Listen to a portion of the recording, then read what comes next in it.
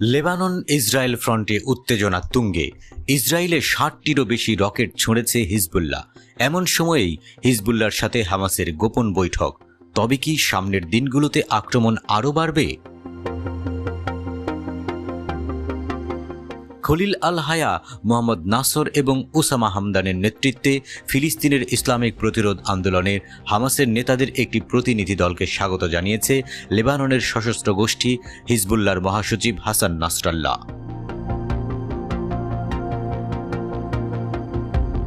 অজ্ঞাত স্থানে অনুষ্ঠিত এই বৈঠকে গাজায় হামাসের ডেপুটি হেড খলিল আল হাইয়া, হামাসের রাজনৈতিক ব্যুরোর সদস্য মোহাম্মদ নাসর এবং ফিলিস্তিনের লেবানন ভিত্তিক মুখপাত্র ওসামা হামদানের সাথে একত্রিত হন হাসান নাসরাল্লাহ।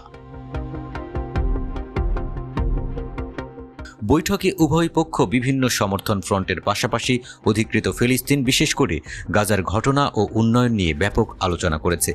তারা সাম্প্রতিক যুদ্ধবিরতি আলোচনা, গাজা যুদ্ধে আন্তর্জাতিক রাজনৈতিক অবস্থানের প্রভাব এবং বিশ্বজুড়ে ছাত্র বিক্ষোভ নিয়েও তাদের মত বিনিময় করেন। হিজবুল্লাহ এবং হামাস ঐক্যবদ্ধ অবস্থান বজায় রাখার অঙ্গীকার ব্যক্ত করেছে। অপারেশন আল আকসা ফ্লাড যে সম্মানজনক লক্ষ্যগুলি অর্জন করতে চেয়েছিল, মূল্য যাই হোক না কেন, আসন্ন এবং প্রতিশ্রুতিবদ্ধ বিজয় অর্জনের জন্য রাজনৈতিক, প্রতিরোধ এবং জনপ্রিয় ক্ষেত্রগুলিতে প্রচেষ্টা অব্যাহত রাখার বিষয়টি নিশ্চিত করেছেন হাসান নাসরাল্লাহ এবং ফিলিস্তিনের প্রতিনিধি দল। উভয় পক্ষ ইসরায়েলের বিপক্ষে চলমান সংঘাতে তাদের দেওয়া ত্যাগের পাশাপাশি প্রতিরোধ অক্ষের বিভিন্ন ফ্রন্ট এবং আন্দোলনের মধ্যে সহযোগিতা ও সহিংসতার স্তরেরও প্রশংসা করেন।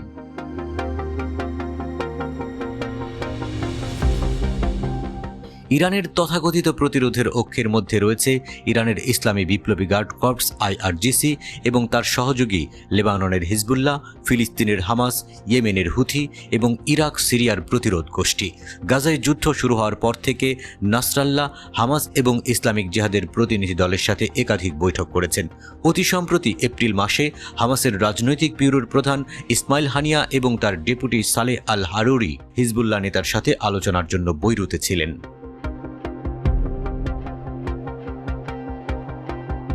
হামাস দক্ষিণ ইসরায়েলে নজিরবিহীন আক্রমণ শুরু করার ঠিক একদিন পর হিজবুল্লাহ ফিলিস্তিনি আন্দোলনের সমর্থনে দক্ষিণ লেবানন থেকে ইসরায়েলের দিকে রকেট ছুটতে শুরু করে। প্রতিদিনের আন্তঃসীমান্ত সংঘর্ষ তখন থেকে তীব্রতর হয়েছে, লেবাননে সর্বাত্মক যুদ্ধের আশঙ্কা তৈরি করেছে।